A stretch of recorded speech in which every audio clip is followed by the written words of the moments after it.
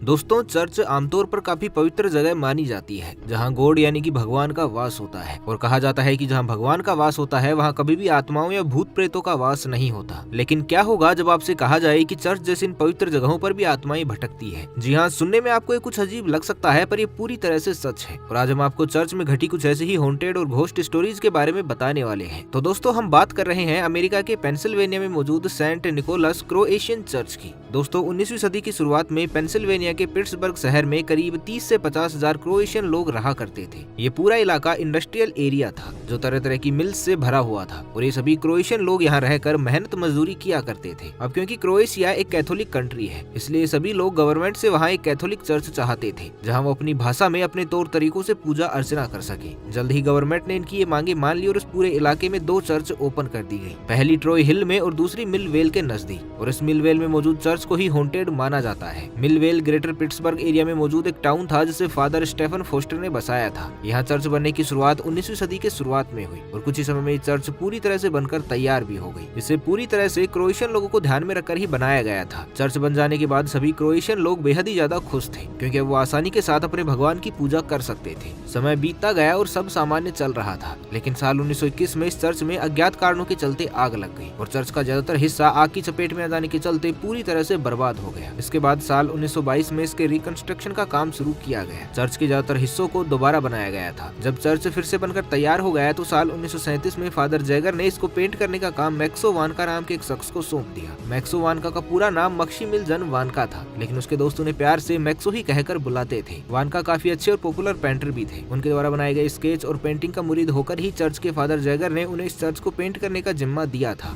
वानका रात के समय में चर्च को पेंट करने का काम किया करते थे, क्योंकि रात के समय में चर्च का माहौल पूरी तरह से शांत होता था और न ही वहाँ पर कोई लोग होते थे जो उन्हें डिस्टर्ब कर सके। लेकिन पेंट का काम शुरू करने के चौथे दिन जब वानका अपने काम में पूरी तरह से मशगूल थे तो उन्हें सफेद कपड़ों में कोई चर्च में घूमता हुआ दिखाई दिया। वानका को लगा कि ये शायद फादर ही होंगे जो कि चर्च में घूम रहे होंगे, इसलिए उस समय वानका बिना कुछ कहे अपने काम में लगे रहे। अगले दिन जब वानका फिर से अपने काम को कर रहे थे तो फिर से उन्हें कोई परछाई दिखाई दी। जब उन्होंने ध्यान से देखा तो फिर से कोई शख्स उन्हें सफेद कपड़ों में घूमता हुआ दिखाई दिया, पर इस बार भी वानका ने उन पर कोई ज्यादा ध्यान नहीं दिया। उसे लगा कि शायद फादर जागर उनके द्वारा किए गए पेंट का निरीक्षण कर रहे होंगे। लेकिन इसके बाद हर दिन वानका के साथ यही घटना होने लगी। सफेद कपड़े पहना हुआ वो शख्स चर्च के हर कोने में उसे नजर आने लगा, और जब वानका उसे कुछ बातचीत करने में कोशिश करते तो वो बिना कुछ बोले वहाँ से गायब हो जाता। इन सब से परेशान होकर वानका ने एक दिन फादर जैगर से पूछ ही लिया कि क्या दिन में उनके लिए पूजा का समय कम पड़ जाता था, जो कि वो रात में भी चर्च में घूमते रहते हैं, या फिर उन्हें नींद में चलने की आदत है। वानका की इस बात को सुनकर फादर जैगर पूरी तरह से चौंक जाते हैं। उन्होंने वानका से कहा कि वो रात को काफी जल्दी सो जाते हैं और एक बार सो जाने के बाद फिर वो सुबह ही उठते हैं। फादर का जवाब सुनकर वानका ने कहा कि ठीक है, अगर आप नहीं उठते हैं रात को तो फिर वो कौन है जो रात भर इस चर्च में घूमता रहता है। वानका की बातों को सुनकर फादर पूरी तरह से सख्ते में आ गए, क्योंकि इससे पहले भी उन्हें कुछ लोगों द्वारा ये कहा गया था कि उन्होंने चर्च में अक्सर रात में किसी को घूमते हुए देखा है। लेकिन इससे पहले फादर ने कभी भी उन लोगों की बातों को सीरियसली नहीं लिया था। पर वानका के द्वारा कहे जाने के बाद फादर को विश्वास हो गया था कि यहाँ कोई न कोई आत्मा तो जरूर मौजूद है। इसके बाद फादर ने वानका से कहा कि ठीक है, आज रात को उनके साथ ही रहेंगे और देखेंगे कि रात को घूमने वाला वो शख्स कौन है। रात को जब वानका पेंट कर रहे थे तो फादर भी उनके साथ ही मौजूद थे। कुछ ही देर बाद उन्हें एक परछाई दिखाई दी और सफेद कपड़ों में कोई शख्स उन्हें अपनी ओर आता हुआ दिखाई दिया। वानका और फादर भी उस शख्स को पकड़ने के लिए उसकी तरफ भागे, लेकिन जैसे वो उस शख्स के पास पहुंचते हैं तो ये शख्स गायब हो जाता है। वानका और फादर दोनों काफी डरे हुए थे। अगली रात को जब वानका फिर से अपने काम में लगे हुए थे तो किसी ने आकर उनकी लैंप की लाइट्स को बुझा दिया, जिसे देखकर एक बार के लिए तो वानका भी पूरी तरह से डर गए थे। उन्होंने अपने पास में रखी कैंडल्स को जलाया, लेकिन जलाने के साथ ही वो बुझ जाती थी। इसके बाद फादर जैगर के रूम के गेट पर भी नॉक करने की आवाजें आने लगी। चर्च में तेज आवाज में म्यूजिक बजने लगा। ये सब देखकर फादर और वानका दोनों समझ गए थे कि ये सब वही सफेद कपड़े पहने हुए शख्स की आत्मा कर रही है। इसके बाद उन्होंने उस शख्स से कहा कि आप जो भी हैं, अगर आपको हमसे कोई शिकायत है तो हमसे आकर आप बात करें। अगर वो इसी तरह से उन्हें परेशान करते रहेंगे तो भगवान इसके लिए उन्हें कभी भी माफ नहीं करेंगे और उनकी आत्मा हमेशा ऐसे ही भटकती रहेगी। फादर और वानका दोनों की बातें सुनकर उस शख्स की आत्मा उनके सामने आ जाती है, जिसे देखकर फादर जैगर पूरी तरह से चौंक गए। दरअसल ये आत्मा एक फादर की ही थी, जो काफी समय पहले इस चर्च में एक प्रीस्ट थे। इस प्रीस्ट का स्वभाव काफी बेकार था और हमेशा ही लोगों को इससे शिकायतें बनी रहती थी। इसके सामने आने के बाद फादर और वानका ने इस प्रीस्ट की आत्मा से कहा कि आखिर उन्हें परेशान क्यों करता है। इसके जवाब में उस आत्मा ने कहा कि उसे लोगों को परेशान करने में मजा आता है और इसलिए ही वो ये सब करता है। इसके बाद फादर जैगर और वानका दोनों ही उस प्रीस्ट की आत्मा को समझाते हैं कि वो जो कुछ भी कर रहे हैं वो काफी गलत कर रहे हैं। लोगों को परेशान करने की जो गलती उन्होंने सारी जिंदगी की है, मरने के बाद भी वो उसे ही दोहरा रहे हैं और अगर वो ऐसा ही करते रहे तो उसके लिए भगवान उसे कभी भी माफ नहीं करेंगे। वानका ने उनसे कहा कि वो ये सब कुछ छोड़ दें, अगर वो ऐसा करेंगे तो भगवान भी उन्हें माफ कर देंगे और वो दोनों भी उनकी आत्मा की मुक्ति के लिए भगवान से प्रे करेंगे। फादर और वानका की बातों को सुनकर उस प्रीस्ट की आत्मा काफी ज्यादा भावुक हो गई और उसने उनसे वादा किया कि वो आज के बाद किसी को भी परेशान नहीं करेगा और उस चर्च को हमेशा हमेशा के लिए छोड़कर चला जाएगा। उस दिन के बाद से वानका और फादर को कभी भी चर्च में किसी भी तरह की कोई आवाजें सुनाई नहीं थी और न ही उन्हें कोई दिखाई दिया। इसके बाद अगले कुछ ही दिन में वानका ने अपना काम खत्म कर दिया और वहाँ से चले गए। वहाँ से जाने के बाद वानका ने पूरी घटना लुइस एडामिक नाम के अपने एक दोस्त को बताई, जिस पर बाद में लुइस एडामिक ने माई फ्रेंड मैक्सो वानका नाम की एक बुक लिखी ताकि सारी दुनिया को वानका के साथ घटे उस हॉन्टेड इंसिडेंट के बारे में पता लग सके। इसी के साथ वो पूरी दुनिया को ये भी बताना चाहते थे कि आत्माएं भी हमारे जैसी ही होती है, अगर हम इनके साथ सही व्यवहार करते हैं तो ये भी हमें परेशान करना बंद कर सकती है। दोस्तों, इसी तरह फ्रांस के एक छोटे से शहर ओराडोर सुर ग्लैन में वीरान पड़ी चर्च ओराडोर को भी हॉन्टेड माना जाता है। इसे हॉन्टेड माने जाने के पीछे भी एक बेहद ही दर्दनाक कहानी छिपी हुई है। दरअसल बात जून 1944 की है। पूरी दुनिया सेकेंड वर्ल्ड वॉर के बुरे दौर से गुजर रही थी। ओराडोर सुर ग्लैन नाम के इस टाउन में करीब 600 लोग रहा करते थे। एक दिन अचानक ही नाजी सैनिकों ने इस टाउन में एंटर किया और टाउन में मौजूद सभी लोगों को बंदी बना लिया। नाजी सैनिकों ने पुरुषों और महिलाओं को अलग अलग कर दिया। उन्होंने पुरुषों को एक जगह इकट्ठा किया और महिलाओं और बच्चों को ओराडोर चर्च के अंदर बंद कर दिया। इसके बाद उन सैनिकों ने सभी पुरुषों को एक लाइन में खड़ा कर उन्हें गोलियों से भून दिया। साथ ही महिलाओं और बच्चों को भी मशीन गन से फायर करके चर्च समेत उड़ा दिया गया और इसमें जो महिलाएं या बच्चे बच गए थे उन्हें जलती हुई आग की लपटों के हवाले कर दिया गया। ये घटना इतनी दर्दनाक थी कि हर ओर बस चीखने, चिल्लाने और रोने की आवाजें ही सुनाई दे रही थी। ये नरसंहार इतना विभत्स, भयानक और डरावना था कि इसे मानव इतिहास में अब तक के घटे सबसे दर्दनाक नरसंहारों में से एक माना गया है। जंग खत्म होने के बाद भी इस टाउन को दोबारा कभी भी बसाया नहीं गया क्योंकि फ्रेंच गवर्नमेंट ये चाहती थी कि आने वाली जनरेशन इन लोगों के बलिदान को कभी भी ना भुलाए। इसलिए इस पूरे टाउन को एक ओपन एयर म्यूजियम की तरह रखा गया है जहाँ लोग दूर दूर से इस जगह को देखने के लिए आते हैं। यहाँ घूमने आने वाले लोगों का कहना है कि यहाँ आने के बाद उन्हें ऐसा फील हुआ है जैसे कोई उनका पीछा करता है या उनके साथ साथ चलता है। और सिर्फ इतना ही नहीं बल्कि रात के समय में यहाँ वीरान पड़ी चर्च से काफी तेज चीखने, चिल्लाने और रोने की आवाजें आती है। सिर्फ इतना ही नहीं बल्कि लोगों का तो यहाँ तक कहना है कि उन्होंने रात के समय में कई ऐसी आत्माओं को देखा है जो अक्सर यहाँ पर भटकती रहती है। इसलिए बहुत ही कम लोग रात के समय में यहाँ पर जा पाने की हिम्मत जुटा पाते हैं। लेकिन यहाँ पर सबसे बड़ी बात यह है कि आत्माओं ने आज तक वहाँ पर किसी को भी कभी भी नुकसान नहीं पहुँचाया है। पर यहाँ से आने वाली आवाजों और घूमने वाली इन्हीं सब घटनाओं के चलते इस चर्च को भी काफी ज्यादा हॉन्टेड माना जाता है। तो दोस्तों, ये थी कुछ हॉन्टेड चर्च की स्टोरीज। क्या आपके आसपास भी ऐसी कोई जगह है जो हॉन्टेड है? अगर हो तो हमें कमेंट करके उसके बारे में जरूर बताइएगा। तो आज के लिए बस इतना ही। मिलते हैं अगले शनिवार को शाम 6 बजे एक नई वीडियो के साथ। तब तक के लिए खुश रहे, मस्त रहे, हंसते रहे। भगवान करे आप सभी लोगों का दिन शुभ हो।